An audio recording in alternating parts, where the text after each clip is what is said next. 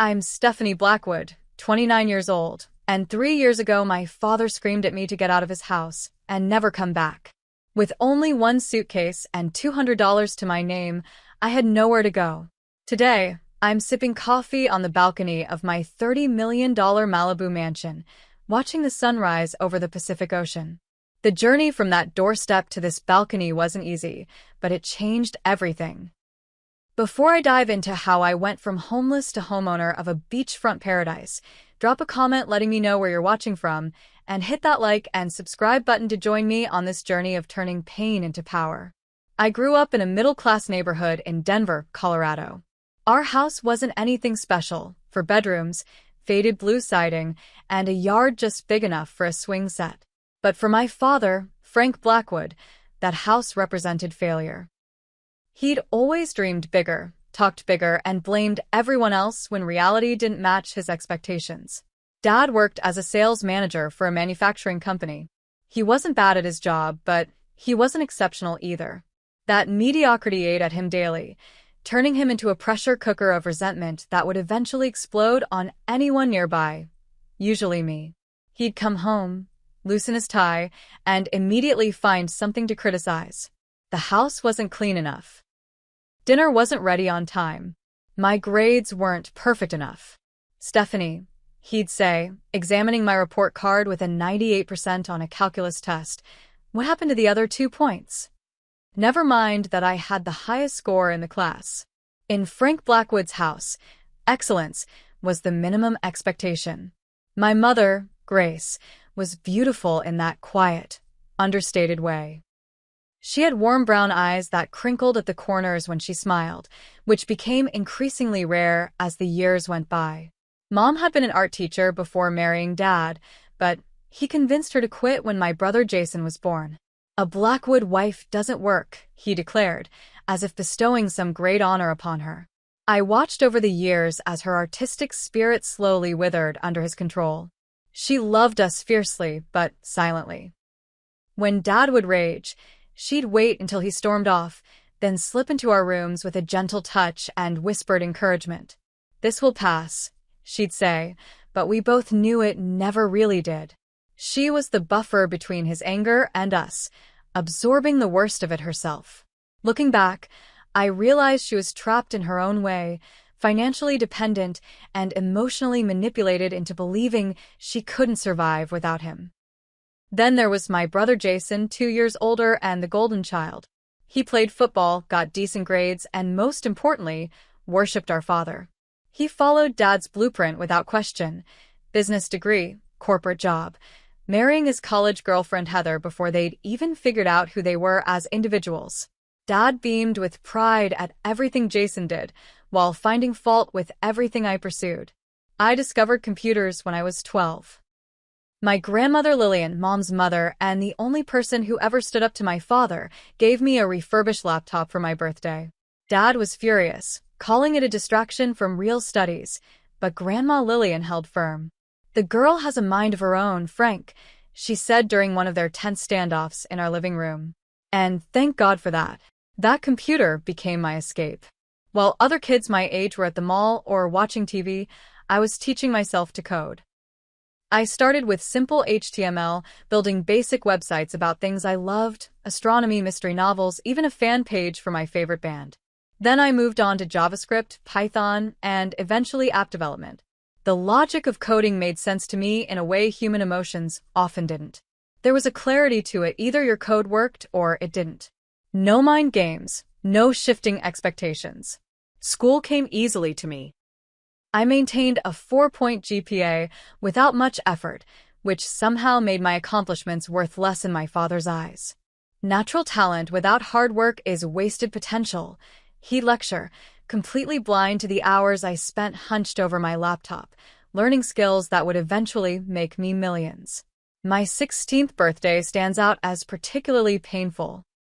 I just completed my first real app, a simple tool that helped organize study notes and automatically generated flashcards from them. It wasn't revolutionary, but I'd built it from scratch, and a few hundred students at my high school were already using it. I was bursting with pride when I showed it to my family at dinner. "That's nice, honey," Mom said, genuinely impressed even though she didn't fully understand the technical achievement. Jason glanced at it for all of 2 seconds. Cool, I guess. Dad barely looked up from cutting his steak. Is this why your AP chemistry grade dropped to an A-? Before I could respond, the doorbell rang. It was a special delivery. Jason's regional football trophy had arrived. Dad immediately pushed back from the table, my app forgotten as he fawned over the trophy, taking photos of Jason holding it, calling relatives to brag. My birthday cake sat untouched until nearly midnight. That night, I made a silent promise to myself as I lay in bed, tears dried on my pillow. Someday, I would build something so successful that even Frank Blackwood couldn't dismiss it. I would prove my worth, not just to him, but to myself. I worked part-time jobs throughout high school, babysitting, tutoring younger kids in math and science, even building websites for local small businesses. Every dollar went into my savings account, my escape fund, as I privately called it. I knew college would be my ticket out, and while Dad had set up college funds for both Jason and me, I didn't want to rely on his money. Money in our house always came with strings attached. Grandma Lillian passed away during my senior year of high school. She left me $10,000 with a note that read, "Build something wonderful, Stephanie, and never let anyone clip your wings." My father suggested I invested in a safe CD or put it toward practical college expenses. Instead, I kept it untouched in a separate account, seed money for my future dreams that were still taking shape. By the time I graduated high school as valedictorian, I had nearly $20,000 saved, my inheritance from Grandma, and everything I'd earned myself. I had one foot out the door, ready to start the next chapter far away from Frank Blackwood's crushing expectations and conditional love. What I didn't know then was how completely that door would eventually close behind me. When my acceptance letter from UCLA arrived, offering a substantial scholarship for computer science, I felt like I could finally breathe. Los Angeles was over 1,000 miles from Denver, far enough that I could create my own identity away from my father's shadow. Dad, predictably, was disappointed with my choice. Computer science? He scoffed, waving the acceptance letter like it was a parking ticket. Blackwoods are business leaders, not tech support. Northwestern accepted you for business. That's where you should go. I don't want to study business, I replied, summoning courage from somewhere deep inside. I want to build things. His face hardened into that familiar mask of disapproval. You're making a mistake. But it's your future you're ruining, not mine. Those words followed me to California, an unwelcome companion to my fresh start. Despite the substantial scholarship, college was still expensive. My savings helped, but I needed to work throughout my time at UCLA to make ends meet. I took a job at the campus IT help desk and picked up freelance web design projects whenever I could. The schedule was brutal, classes all day, work until late evening, then studying and coding projects until the early morning hours. My roommate freshman year, Tara Mitchell, quickly became my closest friend. She was studying digital marketing and had a vibrant personality that balanced my more analytical nature. Tara grew up in San Francisco with parents who owned a successful restaurant chain. Unlike me, she had unwavering family support, both emotional and financial. "Your dad said what?" she gasped one night after I recounted a particularly discouraging phone call home. "That's not tough love, Steph.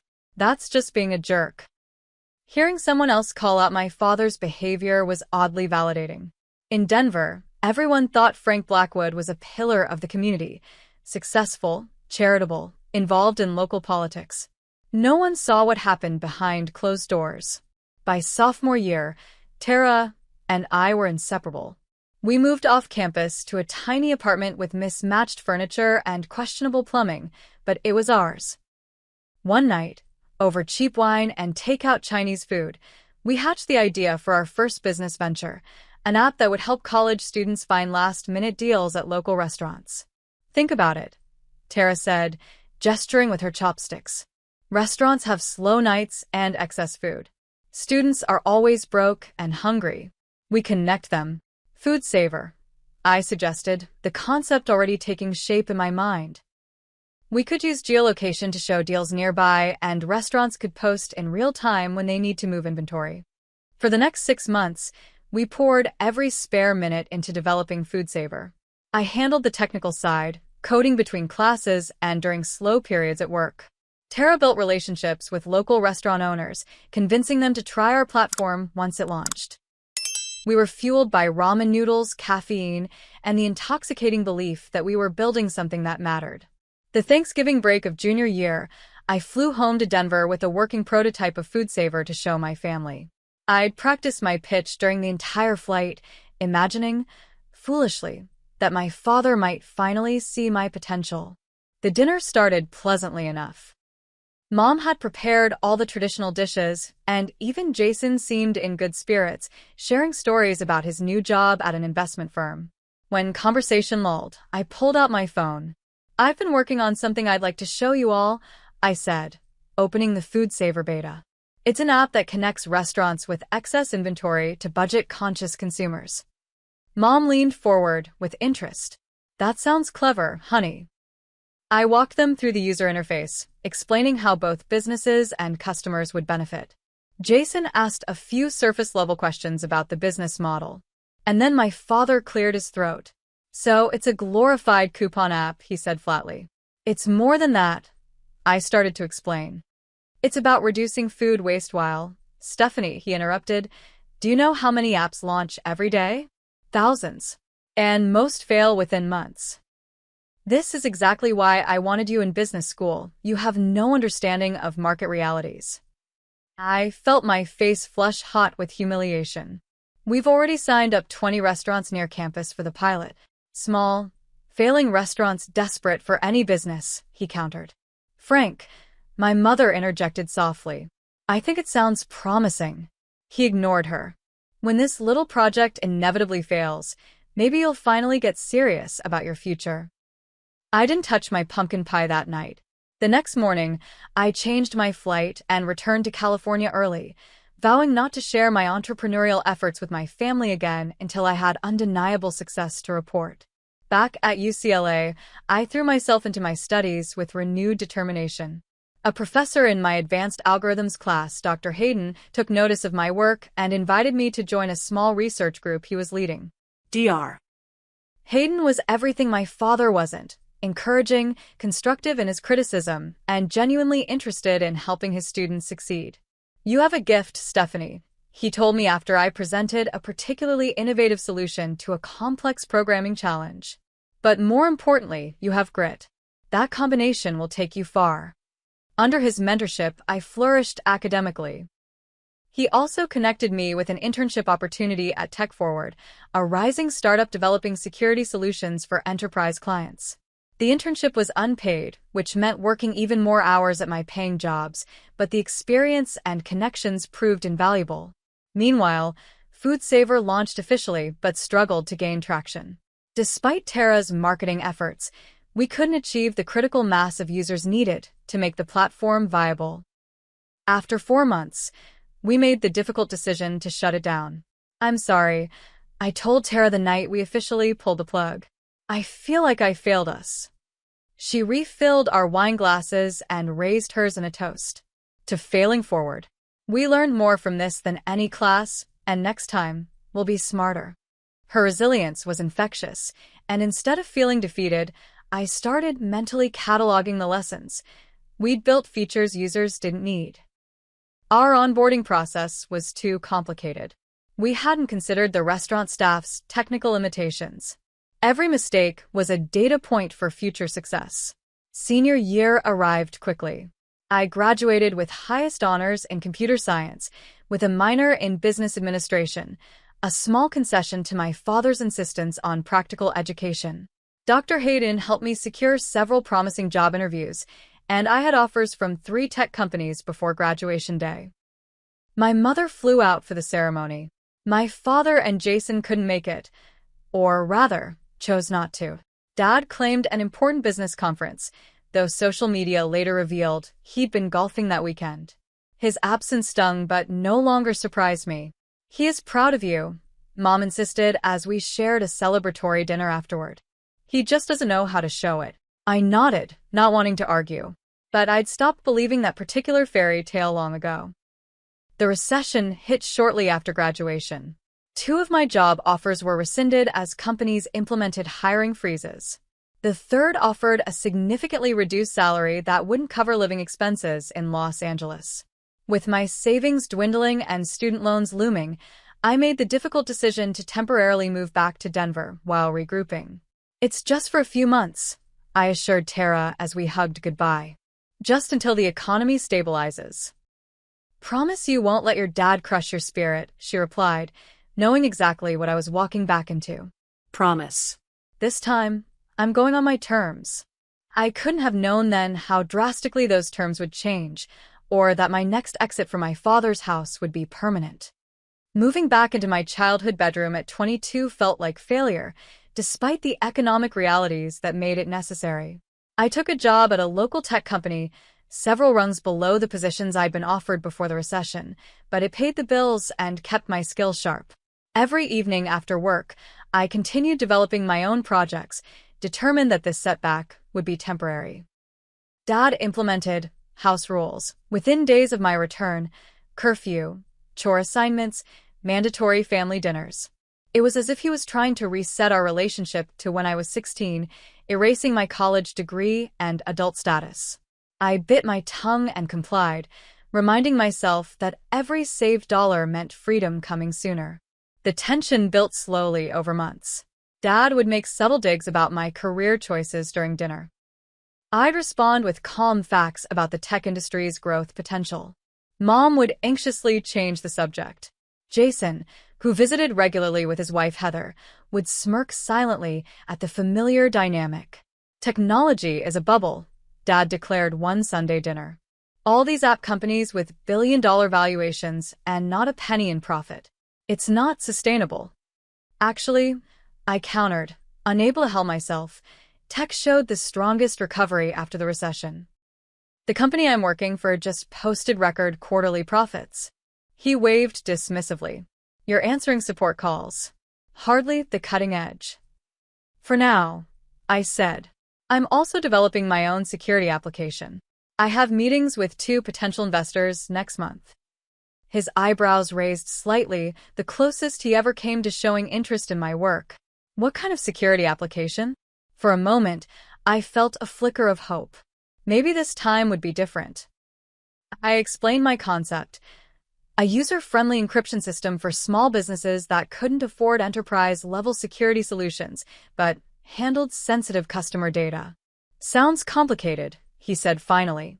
"Most small business owners can barely use email. They won't understand the value." "That's exactly the problem I'm solving," I pressed. "Making advanced security accessible to non-technical users." He shook his head. "You need to focus on climbing the ladder at your current job. Prove yourself there before chasing fantasies." I clenched my jaw and fell silent. The familiar disappointment settled in my stomach like a stone. The catalyst, when it finally came, was something trivial. On a Tuesday evening in June, I came home later than usual. A bug in my application had kept me at the office until 9, and I'd texted Mom that I'd missed dinner. When I walked through the door, Dad was waiting in his armchair, like a judge ready to pass sentence. "Your mother kept dinner waiting for an hour," he said without greeting. I texted that I'd be late. There was an issue at work I needed to fix. "At your real job or your imaginary company?" His tone was razor sharp. I took a deep breath. "Dad, I'm working on something important. Something that could change everything for me." "What you're doing," he said, standing up, "is living in a fantasy world. You're wasting your education and your potential on pipe dreams." I'd heard it all before, but that night, something inside me refused to absorb one more word of his criticism. My pipe dreams are already generating interest from actual investors. People who understand technology see the value in my work, even if you can't. His face darkened. "Watch your tone, young lady. As long as you live under my roof, I follow your rules." "I know. And I have been. But that doesn't give you the right to dismiss everything I'm passionate about." "Passionate?" He scoffed. "Passion doesn't pay bills. Practical career choices do. Your brother understood that." He's already being considered for a management position while you're still playing with computers. I'm not playing with anything. I'm building a business. And comparing me to Jason doesn't work anymore. We're different people with different skills. Mom appeared in the doorway, anxiety written across her face. Dinner's in the oven if you're hungry, Stephanie. The problem, Dad continued as if she hadn't spoken, is that you've always thought you were too smart to listen to advice. Your grandmother filled your head with nonsense about following your dreams, and look where it's gotten you. Back in your childhood bedroom at 22. The mention of Grandma Lillian ignited something fierce inside me. Don't bring her into this. At least she believed in me. And I don't. Who paid for your education? Who put a roof over your head? Who's supported you your entire life? Supported me? I laughed incredulously. You've criticized every choice I've ever made. Nothing I do is ever good enough for you. Because you consistently make poor choices. His voice rose. You chose the wrong degree, the wrong career path, and now you're wasting time on a business idea that will never succeed. Jason and Heather had arrived for an impromptu visit during our argument, standing awkwardly in the hallway. Maybe we should come back another time, Jason suggested. No, stay, Dad said. Perhaps your sister could learn something from your example. That was the final match to the gasoline. I don't need to learn from Jason's example. I'm not Jason. I'm not you. And I'm done trying to meet your impossible standards. Dad's face contorted with anger. If you're so confident in your abilities, perhaps it's time you stood on your own 2 feet completely. No more safety net. Frank, Mom interjected, let's all calm down. He ignored her. I've carried you long enough. You think you know better than everyone? Prove it. I will, I said, my voice surprisingly steady despite the adrenaline coursing through me. Not under my roof, you won't. His words came slowly, deliberately. Get out and stay out. You're no daughter of mine. The room fell silent. Mom's hand flew to her mouth, eyes wide with shock. Jason looked down at his feet. Heather, to her credit, looked horrified. Frank, you don't mean that, Mom whispered. I do, he said, never taking his eyes off me. She wants independence? She's got it. Tonight. I stood perfectly still, absorbing the full impact of his words. The pain was breathtaking, a physical ache radiating from my chest. But beneath the pain was something unexpected. Relief. The pretense was over. The conditional love had finally shown its true face. Fine, I said quietly. I'll pack my things. Stephanie, no. Mom pleaded, tears streaming down her face. Frank, stop this right now. But it was too late. Something had broken between us that couldn't be repaired with apologies or time. I walked upstairs to my room, pulled out my largest suitcase, and began methodically packing essentials. Clothes, toiletries, my laptop and equipment, important documents. The rest, childhood mementos, books, old photos, would have to stay behind. Mom appeared in my doorway, frantic. Don't go. He'll calm down. He always does. I zipped the suitcase closed. This isn't about his anger, Mom. This is about me finally accepting that nothing I do will ever be enough for him. And I can't live like that anymore. Where will you go? She asked, her voice small. I'll figure it out. I hugged her tightly, memorizing the smell of her perfume. I'll be okay. I promise. Jason stood awkwardly in the hallway as I dragged my suitcase downstairs. This is crazy, he said. Just apologize and wait until tomorrow. I shook my head. There's nothing to apologize for. Dad sat in his armchair, pretending to read the newspaper. He didn't look up as I walked past. His silence was the final confirmation that his ultimatum wasn't a momentary rage, but a deliberate severing. At the door, I turned back one last time. Mom, I'll call you soon. Dad. I paused, searching for parting words that wouldn't haunt me later. Finding none, I simply said, goodbye. The door closed behind me with a definitive click. I stood on the porch of my childhood home, one suitcase containing all my worldly possessions, $230 in my checking account, and no idea where I would sleep that night. I made it to my car before the tears came. Fumbling with the keys, I finally got the engine started, only to hear an ominous grinding sound. The check engine light that I'd been ignoring for weeks glowed ominously on the dashboard. I managed to drive 6 blocks before the car shuddered and died completely. Sitting in my dead car, on a darkening street, I laughed through my tears at the perfect storm of disaster my life had become. Then I pulled out my phone and called the one person I knew would answer. Tara? It's Stephanie. I need help. The first few nights after being kicked out remain a blur in my memory. Tara immediately sent me money for a plane ticket to Los Angeles, but with my car broken down, I had to spend the first night in a cheap motel near the Denver airport.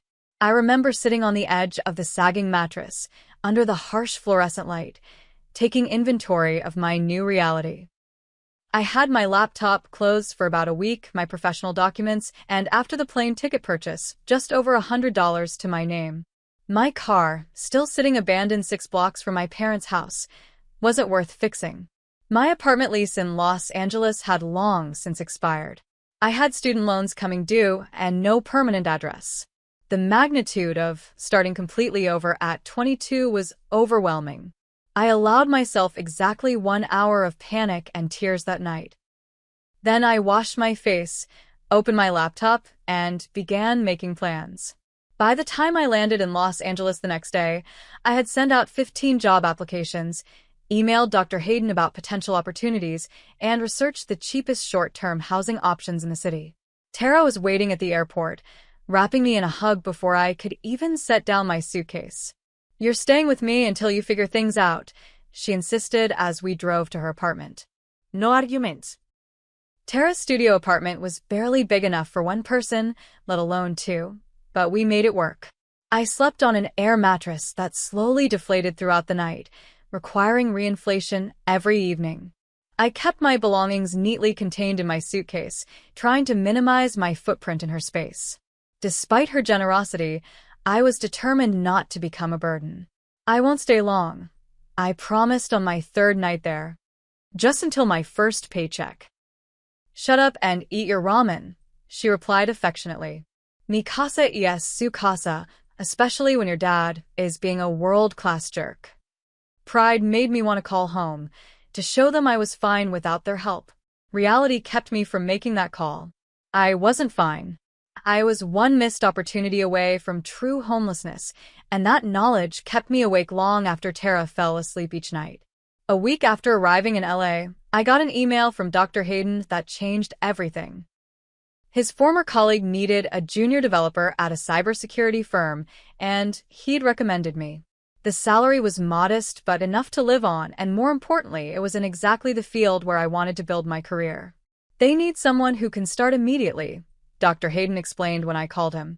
"The interview is just a formality. The job is yours if you want it." I started the following Monday. The company, SecureLink Solutions, was small but growing, with a client list that included several Fortune 500 companies. My role involved debugging existing security protocols and assisting in developing new features. The work was challenging and exactly the kind of experience I needed. With my first paycheck, I found the cheapest housing option possible, a bedroom in an apartment shared with 3 other young professionals in a less desirable part of the city. Melissa was a paralegal, Brandon a personal trainer, and Dina a restaurant manager. None of us were living our dream scenarios, but we made it work, establishing cleaning schedules and quiet hours, sharing communal items like toilet paper and dish soap to save money. My bedroom was barely larger than a walk-in closet, fitting only a twin mattress on the floor and a small desk I found on the street and refurbished. But it was mine, paid for with my own money, with no conditions or criticism attached. The first night in that tiny room, I slept better than I had in years. I established a ruthless budget. Every unnecessary expense was eliminated. I meal prepped simple dishes on Sundays, brought lunch to work every day, and turned down happy hours and dinners out. Half of each paycheck went to living expenses, a quarter to student loan payments, and the remaining quarter into savings, my new startup fund. Nights and weekends belonged to my own project. The security application I'd begun developing before being kicked out was taking shape into something with real potential. I called it Shield Key, a simple interface hiding sophisticated encryption technology that would allow small businesses to protect customer data without needing an IT department. 6 months into this new life, I attended a tech meetup focused on cybersecurity innovations. The event was held at a co-working space downtown, offering free pizza and networking opportunities. I almost didn't go. I was exhausted from a particularly challenging week at work, but Tara insisted. "You need to talk to actual humans sometimes," she said, practically pushing me out the door. Plus, free dinner. The pizza was mediocre, but the connections were invaluable. Particularly Adrian Wright, a user experience designer who asked thoughtful questions during my informal discussion about Shield Key with a small group of attendees. "The technology sounds solid," he said as we continued our conversation over lukewarm soda afterward. "But your interface needs work if you want non-technical users to adopt it." Rather than feeling criticized, I was intrigued. "What would you suggest?" Adrian pulled out his tablet and quickly sketched a simplified version of my current interface. Something like this. Fewer options visible up front. Progressive disclosure of features as users need them. Looking at his design, I immediately saw how much clearer it was than my developer-centric approach. "That's actually brilliant." He grinned. "Security people focus on functionality first, which makes sense. But users focus on usability. Combine both, and you've got something special." We exchanged contact information and over the next few weeks, met several times to discuss Shield Key. Adrian's expertise in user experience perfectly complemented my technical knowledge. He understood how to make complex technology approachable, exactly what my target market of small business owners needed. "We should partner on this," I suggested one evening as we worked at a coffee shop near my apartment. "Your UX skills plus my security expertise. 50-50 split." Adrian considered it for all of 5 seconds. "I'm in. But we need funding to do this right." The search for investors became our shared mission. We refined our business plan, created a compelling pitch deck, and practiced our presentation until we could deliver it in our sleep. Then we started reaching out to everyone who might be interested: angel investors, small venture capital firms, business incubators. The rejections piled up quickly. "Too early stage. Market too niche. Come back when you have users." Each no was discouraging, but we kept refining our approach, learning from the questions and concerns raised in each meeting. Our breakthrough came 9 months after my father had kicked me out. A small angel investor named Patricia Lawson, who specialized in cybersecurity startups, agreed to meet us.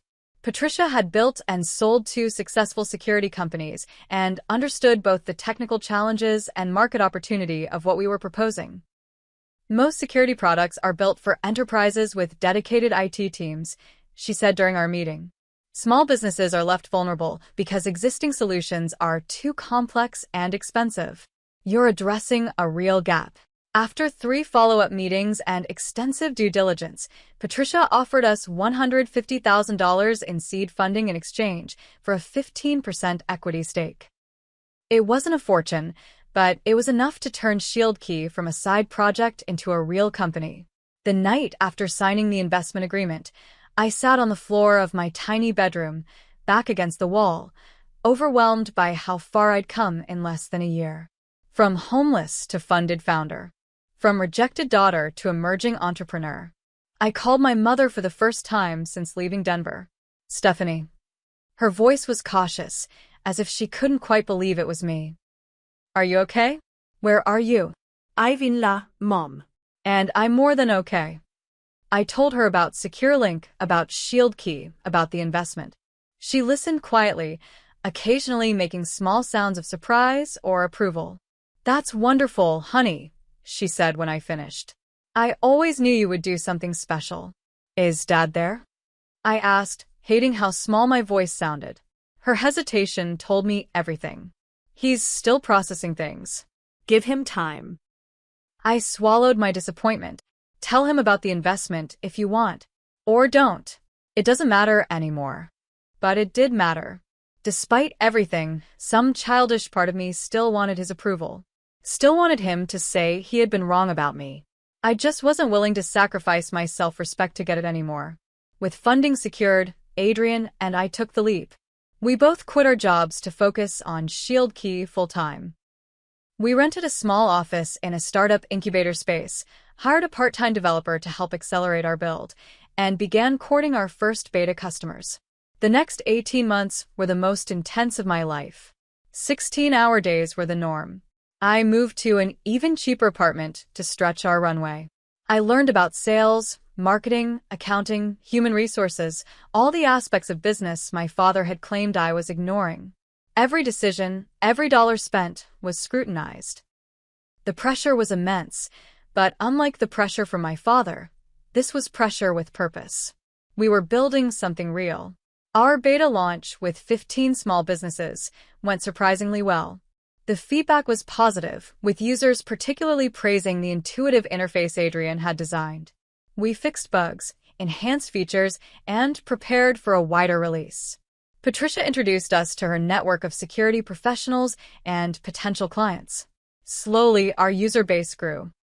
By the 18-month mark, we had over 300 paying customers, still small, but growing steadily and generating enough revenue to extend our runway. Then came the moment that changed everything. A well-known tech blogger with a focus on cybersecurity reviewed Shield Key, calling it the security solution small businesses have been waiting for and impressively sophisticated technology hidden behind an interface my grandmother could use. The article was picked up by larger tech publications, and suddenly our growth curve wasn't linear anymore. It was exponential. Within 2 months of that review, we had over 2,000 customers and were generating enough revenue to hire 3 more employees. 6 months later, we hit 10,000 customers and moved to larger offices. Adrian and I were no longer doing everything ourselves. We had a team of 15 passionate people helping build our vision. 1 year after the review, we reached a milestone I had only dreamed about: $1 million in annual recurring revenue. Shield Key had transcended from struggling startup to viable business, and the industry was taking notice. The first acquisition offer came on a Tuesday morning. I was in the middle of a team meeting when my phone buzzed with an email from the VP of Business Development at Data Fortress, one of the largest enterprise security companies in the world. They wanted to discuss potential strategic opportunities. I showed the email to Adrian after the meeting, trying to contain my excitement. This could be nothing, right? Maybe they just want to partner on something. Adrian's eyebrows shot up. Or they want to buy us. Data Fortress doesn't partner with companies our size. They acquire them. The meeting was scheduled for the following week at their headquarters in San Francisco. Adrian and I spent every spare moment preparing, researching their recent acquisitions, analyzing their product gaps that Shield Key might fill, and debating what our company might be worth to them. The Data Fortress offices were everything our startup space wasn't: sleek, modern, with floor-to-ceiling windows offering panoramic views of the bay. We were escorted to a conference room where 4 executives in perfectly tailored suits waited. "We've been watching Shield Key with interest," their VP began after brief introductions. "Your penetration in the small business market is impressive. We've struggled to reach that segment effectively." What followed was 2 hours of detailed discussion about our technology, customer base, and team. They asked pointed questions about our growth projections and competitive landscape. We answered honestly but strategically, highlighting our strengths without revealing all our future plans. Finally, the CEO joined us. Martin Green was known for building Data Fortress from a small security consulting firm into a publicly traded company worth billions. He didn't waste time on small talk. "We'd like to acquire Shield Key," he stated plainly. "We believe it would complement our enterprise offerings and give us entry into a market segment we've failed to capture." My heart raced, but I kept my expression neutral. "We're not actively seeking acquisition. Everyone has a number," he replied with a slight smile. "Ours is $2 million. It took every ounce of self-control not to react visibly. $2 million would change my life completely. I could pay off my student loans, buy a house, have financial security I'd never known." But looking at Adrian's carefully blank expression, I knew we were thinking the same thing. It wasn't enough. We appreciate the interest, I said carefully. But we believe ShieldKey has significant growth ahead. 2 million doesn't reflect our current value, let alone our future potential. Martin nodded, unsurprised. Think about it. The offer stands for 2 weeks. On the flight back to Los Angeles, Adrian and I dissected every moment of the meeting. 2 million is insulting, he said. We're already generating close to 1 million in ARR, growing at over 20% month over month. I agreed.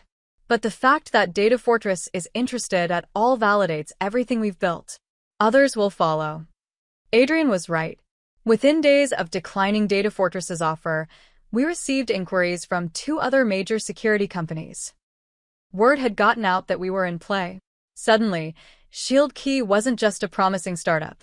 It was a valuable acquisition target. The next 6 months were a whirlwind. We hired a chief revenue officer with experience scaling security companies. We expanded our engineering team to accelerate our product roadmap. We moved again to offices that could accommodate our growing staff, now numbering 35. Our customer base crossed 25,000, and our annual revenue hit 3 million. Industry analysts began mentioning ShieldKey as a disruptive force in the small business security market. We were invited to speak at major technology conferences.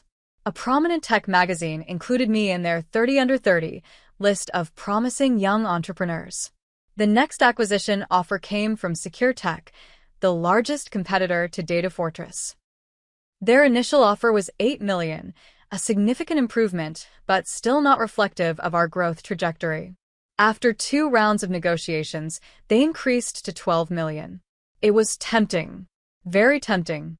But our momentum was only increasing.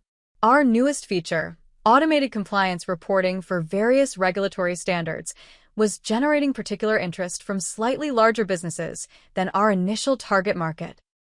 We're just scratching the surface of our potential, I told Adrian as we debated the offer over late-night takeout in our office. If we sell now, we'll always wonder what could have been. He nodded slowly. So we keep building. And build we did. Our team expanded to 50, then 70. We opened a small office in New York to better serve East Coast clients. Our annual recurring revenue passed $10 million, a milestone that seemed impossible just 2 years earlier. The tech press began running profiles of our company, often focusing on my personal journey from college graduate to successful founder. I gave interviews selectively, always redirecting attention to our product and team rather than my backstory. I never mentioned being kicked out by my father or the hardships of those early months. That pain was still too personal to share publicly. 3 years after being thrown out of my childhood home, I received an email that changed everything again. The subject line was simple: acquisition discussion. Privacy Guard. Privacy Guard was the undisputed giant in our industry, a publicly traded company with over $5 billion in annual revenue and the most respected name in data security. Their CEO wanted to meet personally. The meeting took place at their headquarters in Silicon Valley. Unlike the Data Fortress meeting, this one started with the CEO himself, James Wilson, a legendary figure in tech who had built Privacy Guard from startup to industry leader. I rarely do these meetings personally, he said after we were seated in his surprisingly modest office. But I've been following ShieldKey's progress with interest. You've accomplished something remarkable, making enterprise-grade security accessible to businesses that previously couldn't afford or manage it. We spent the first hour discussing not financials but vision, where we saw ShieldKey evolving, how we thought about the future of security for small businesses, what challenges we found most pressing in the industry. Our philosophies align, James said finally. Which brings me to why I asked for this meeting. We want to acquire ShieldKey and make it Privacy Guard's small business division. You and Adrian would join our executive team, leading this division with significantly more resources than you currently have. I glanced at Adrian before asking, "What are you thinking in terms of valuation?" James didn't hesitate. $75 million. 60 in cash, 15 in Privacy Guard stock with a 3-year vesting schedule for you and Adrian. The number hit me like a physical force. $75 million. After investor dilution and splitting with Adrian, I would walk away with over 30 million.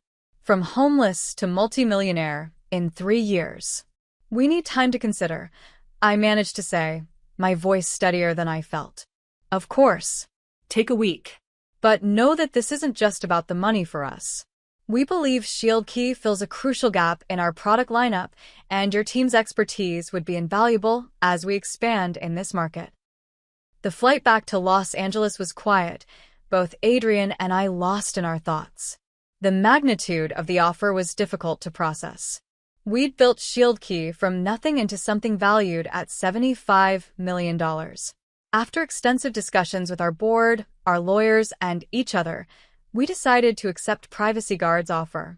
The acquisition would give our technology the reach and resources to help far more businesses than we could achieve independently. Our team would remain intact, and Adrian and I would have the opportunity to continue leading our vision, but with vastly more support. The day the acquisition closed, I sat alone in my office after everyone had left for the celebration party. I opened my banking app and watched as my portion of the proceeds, $32 million after all deductions, appeared in my account. The number seemed surreal, disconnected from reality. I thought about the night my father had told me to get out and stay out, about sleeping on Tara's floor, about the tiny bedroom with the mattress on the floor, about all the ramen dinners and missed social events to save every possible dollar. Then I called a real estate agent. I'm interested in purchasing a house in Malibu, I said. My budget is around $30 million. 2 weeks later, I signed the papers on a modern glass and steel mansion perched on a cliff overlooking the Pacific Ocean. 5 bedrooms, 7 bathrooms, an infinity pool that seemed to merge with the horizon, and floor-to-ceiling windows that filled every room with light and ocean views. The price tag, $28 million. It was extravagant. Possibly irresponsible. Definitely more house than I needed. But standing on the balcony that first evening, watching the sunset paint the sky in shades of orange and pink, I felt something I hadn't experienced in years. Peace. I had proven my father wrong in the most definitive way possible. I had built something valuable. I had succeeded on my own terms. And now I had a home where no one could ever tell me to leave. The first month in my Malibu mansion felt like living in a dream. I would wake up each morning to sunlight streaming through floor-to-ceiling windows, the endless blue of the Pacific Ocean stretching to the horizon. The house was almost comically large for one person. My footsteps echoed in empty rooms filled with hastily purchased furniture that still felt more like a staged home than a lived-in space. I hired a housekeeper, a groundskeeper, and a personal assistant to manage the practical aspects of my new life. When the housekeeper asked about my preferences for various rooms, I often had no answer. I'd never had the luxury of preferences before, only necessities and compromises. Whatever you think is best became my standard response, which visibly frustrated her. She wanted direction. I was still adjusting to having choices.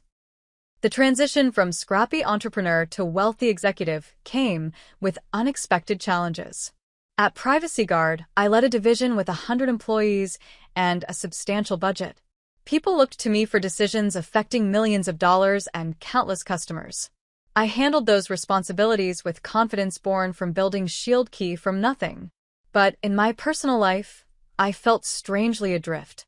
The constant struggle that had defined my existence since college was suddenly gone. The necessity of working 16-hour days, of tracking every dollar, of making each decision with survival as the primary consideration, all vanished overnight. In their place was a void I didn't know how to fill. Adrian noticed during one of our strategy sessions at Privacy Guard headquarters. "You seem distracted lately," he said as we grabbed coffee afterward. "Everything okay with the new place?" "The house is incredible," I replied automatically. "I still can't believe it's mine." He studied me for a moment. "That wasn't what I asked." I sighed, grateful for a friend who knew me well enough to see through the surface. "I should be ecstatic, right? I have everything I've worked for. But sometimes I wake up in this massive house, and it feels empty."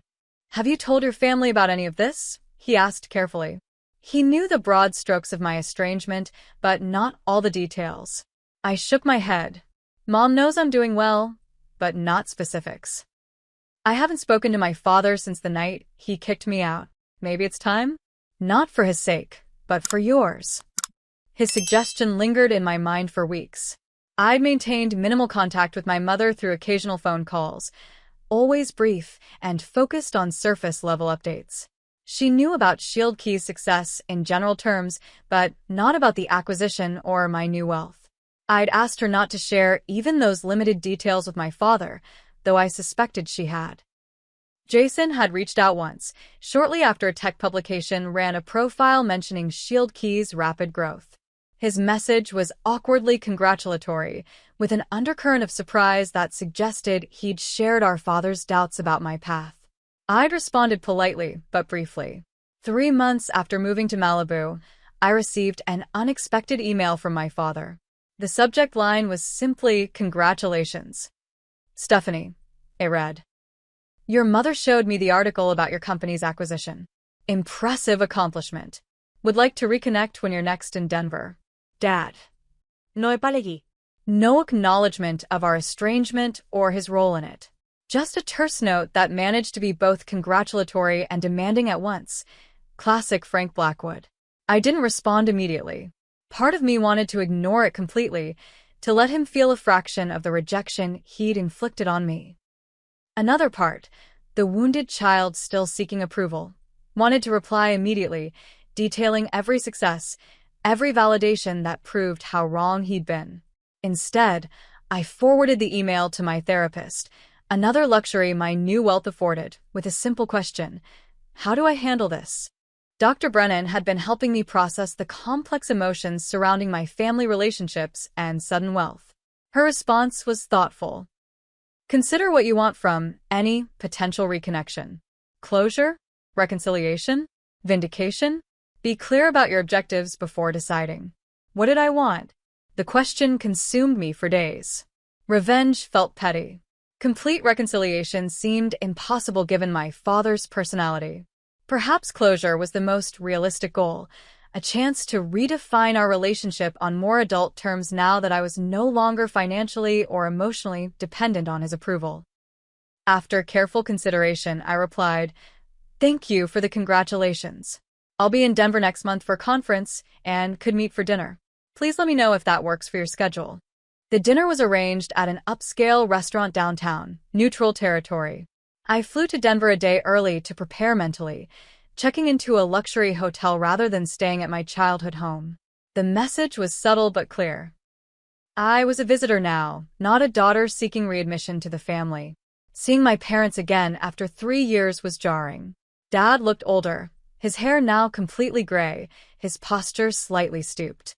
Mom seemed smaller somehow, her smile anxious as she hugged me tightly in the restaurant lobby. Jason and Heather joined us, adding to the family reunion atmosphere that felt both familiar and utterly foreign. "You look well," Dad said as we were seated, his eyes taking in my tailored designer dress and the subtle indicators of wealth I hadn't even realized I'd adopted: the expensive watch, the confident posture of someone who no longer feared financial insecurity. "Thank you," I replied. "Work keeps me busy, but I enjoy it." The conversation that followed was a masterclass in emotional avoidance. We discussed safe topics: the restaurant's menu, Denver's changing skyline, Jason's recent promotion. No one mentioned the night I'd left or the years of silence that followed. Until dessert, when Dad cleared his throat and adopted the authoritative tone I remembered from childhood lectures. "Your company's acquisition was quite an achievement. $75 million, according to the business press." I nodded, maintaining eye contact. Yes. Shield Key grew faster than even we anticipated. "I always knew you had that kind of drive," he continued, as if rewriting history. "Gets it from me, I suppose. That determination to succeed no matter what." Mom shifted uncomfortably. Jason suddenly became very interested in his cheesecake. Heather looked between us with wide eyes. The old Stephanie would have let it pass, would have accepted this reframing to keep the peace. But I wasn't that person anymore. "Actually," I said calmly, "I succeeded despite being told repeatedly that I would fail, that my ideas weren't practical." that I was wasting my potential. Dad's expression tightened. I was tough on you because I wanted you to be prepared for the real world. Looks like it worked. Is that how you remember it? I asked, my voice steady. Because I remember being told to get out and stay out. I remember having nowhere to go and almost nothing to my name. I remember building my company without a safety net because you removed it. The table fell silent. Mom's eyes filled with tears. Jason stared at his plate. That was an unfortunate misunderstanding, Dad said stiffly. I never intended. It wasn't a misunderstanding, I interrupted. It was a defining moment. And while I don't thank you for it, I acknowledge that it forced me to rely completely on myself. So, in a way, you were right. I did learn from your example. I learned exactly what kind of parent, what kind of person I never want to be. I placed my napkin on the table and stood. Thank you for dinner. Mom, I'll call you tomorrow. I think I need some air. Outside the restaurant, the cool Denver evening helped calm my racing heart. I hadn't planned to be so direct, but hearing him attempt to co-opt my success as validation of his parenting had triggered something primal. My phone buzzed with a text from Jason. That took guts. He needed to hear it. Call me tomorrow? Unexpected tears pricked my eyes. Perhaps I wasn't as alone in my perspective as I'd thought. Back in Malibu, the confrontation with my father triggered a cascade of emotional aftershocks. I experienced my first panic attack in my palatial living room, gasping for breath on a couch that cost more than my entire first year's salary at SecureLink. The irony wasn't lost on me, having everything I'd worked for and still feeling like I was drowning. Dr. Brennan helped me recognize that financial success, while validating, hadn't healed the deeper wounds of conditional love and rejection. Your father's approval was the currency you sought your entire life, she explained. Now you have literal currency beyond imagination, but that emotional currency is still missing. It creates a cognitive dissonance. The healing process wasn't linear. There were days when the emptiness of my beautiful house felt overwhelming. Other days when the view of the ocean filled me with genuine peace and gratitude. Gradually, I began to make the space truly mine, replacing generic furnishings with pieces that reflected my personal taste, converting one of the unused bedrooms into a home office where I could work on new ideas. I established the Blackwood Foundation, focused on supporting young women in technology with mentorship and seed funding. The foundation gave purpose to my wealth beyond personal comfort, allowing me to create the support system I wished I'd had during those early struggling days. 6 months after the Denver dinner, my mother visited Malibu alone. Seeing her reaction to my home, the genuine happiness in her eyes as she explored each room, helped me see my success through a different lens. Not as vindication against my father, but as an achievement worth celebrating for its own sake. I always believed in you, she said as we sat on the terrace watching the sunset. Even when I didn't stand up to your father the way I should have. I hope you know that. I know, Mom, I replied, and was surprised to realize I meant it. Her failings as a protector didn't negate her love, complicated as it was by her own limitations. She stayed for a week, longer than we'd spent together since I left for college. In that time, we began rebuilding our relationship as adults, not mother and dependent daughter, but two women with shared history and genuine affection. Jason and I reconnected as well, our adult relationship healthier than our competitive childhood dynamic. He visited with Heather and their newborn son, my nephew Thomas. Holding that tiny human, I felt a fierce determination that he would never experience the conditional love that had shaped my childhood. My father remained distant, our contact limited to occasional emails and brief phone conversations on holidays. I accepted that a meaningful relationship might never be possible given his inability to acknowledge his role in our estrangement. That acceptance, painful as it was, brought its own kind of peace. 3 years after acquiring my mansion, I no longer felt like an imposter in my own life. The house had become a true home, filled with memories of friends gathered around my dining table, of quiet mornings watching dolphins play in the distance, of late nights working on new ideas that excited me regardless of their profit potential. I'd found a balance between my role at Privacy Guard and personal projects that fed my entrepreneurial spirit. I'd built a social circle of genuine friends who knew my story, but didn't define me by either my wealth or my past struggles.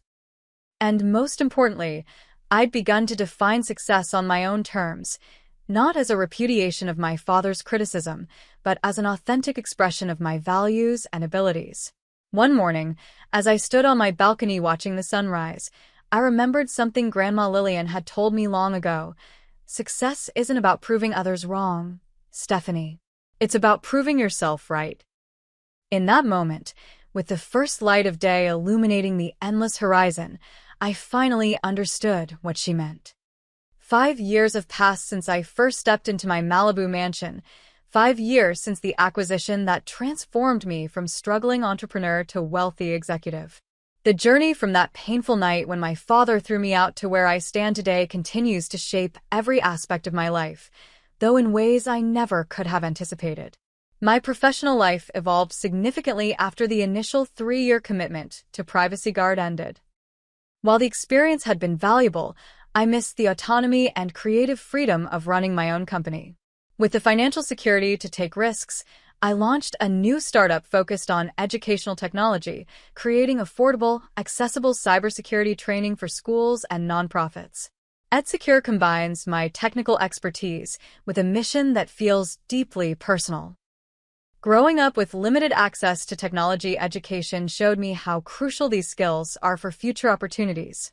We price our products on a sliding scale, making enterprise-level security training available to organizations with limited budgets. After 2 years, we're serving over 5,000 schools nationwide, with a team of 40 passionate employees who share my vision. My relationship with Adrian remains one of my most valued professional partnerships. Though we went separate ways after Privacy Guard, he launched a successful UX design consultancy. We still meet monthly to bounce ideas off each other and provide honest feedback. His perspective helped shape EdSecure's user-friendly interface, making complex security concepts accessible to non-technical educators. Personally, the most unexpected change came in the form of Michael Chen, who I met at a technology education conference in San Francisco. As the founder of a nonprofit focusing on bringing STEM education to underserved communities, his passion and integrity impressed me immediately.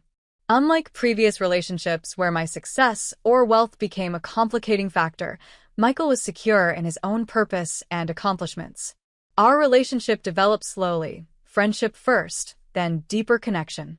He was the first person I brought home who made my massive house feel appropriately sized, filling it with laughter and warmth.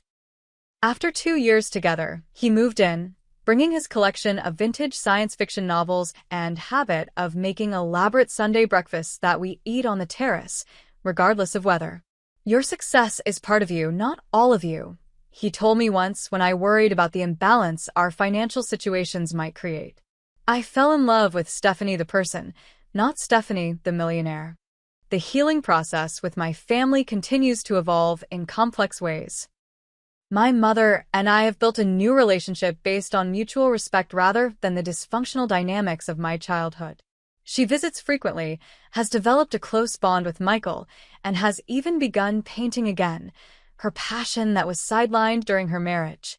Watching her reclaim her creativity in her 60s has been one of my greatest joys. Jason and I have grown surprisingly close. The competitive dynamic our father fostered between us dissolved once we were both free to define success on our own terms. He eventually left the investment firm where he'd been following our father's prescribed path and started a sustainable construction company that better aligned with his personal values. Our conversations now are supportive rather than comparative, focused on helping each other thrive rather than measuring who's ahead. My father remains the most complicated relationship in my life. After several strained attempts at reconciliation, we settled into a distant but civil connection. He's never apologized for kicking me out. I've accepted he likely never will, but he has made small gestures of acknowledgement. A clipping of an article about EdSecure sent by mail. An email congratulating me on an industry award. Brief, surface-level interactions that acknowledge my existence without breaching the emotional walls between us. Last Christmas, I invited my entire family to Malibu, my first time hosting a family holiday. Dad accepted, which surprised everyone, including himself perhaps. The visit was awkward at times, but also revealed glimpses of the man beyond the stern patriarch I'd grown up with. Watching him play with Jason's children on the beach, I saw a momentary softness I'd rarely witnessed in childhood. "Your house is quite something," he said on the last night, as we stood on the balcony after everyone else had gone to bed. "You've done well for yourself." "Thank you," I replied, accepting the closest thing to approval he could offer. "I still think business school would have been a more direct path," he added, unable to resist a small criticism. I smiled, no longer wounded by his inability to fully embrace my choices. "Maybe, but this was my path." He nodded, and we stood in silence, watching the moonlight on the ocean. Not reconciled, not healed, but at peace with our differences in a way that would have seemed impossible 5 years ago. One of the most meaningful aspects of my journey has been the opportunity to mentor young women facing similar family pressures around their career choices. Through the Blackwood Foundation, I've worked with dozens of aspiring female entrepreneurs, providing not just funding but the emotional support and validation I lacked at their stage. Lily Ramirez, our first grant recipient, recently sold her healthcare application to a major medical technology company. At the celebration dinner, she raised a toast that brought tears to my eyes. To Stephanie, who believed in me when my own family said tech wasn't for girls from East LA. "You didn't just fund my company, you showed me what was possible by living it yourself." Her words crystallized something I've come to understand. Our greatest impact often comes not from our direct achievements, but from how they create possibility in others' minds. Last month, I visited Grandma Lillian's grave in Denver for the first time since her funeral.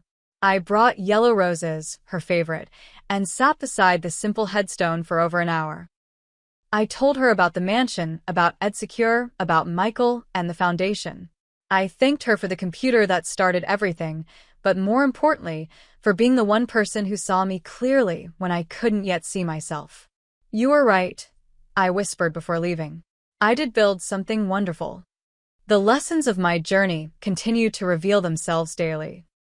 I've learned that resilience isn't just about surviving hardship, but about maintaining your core self through both struggle and success.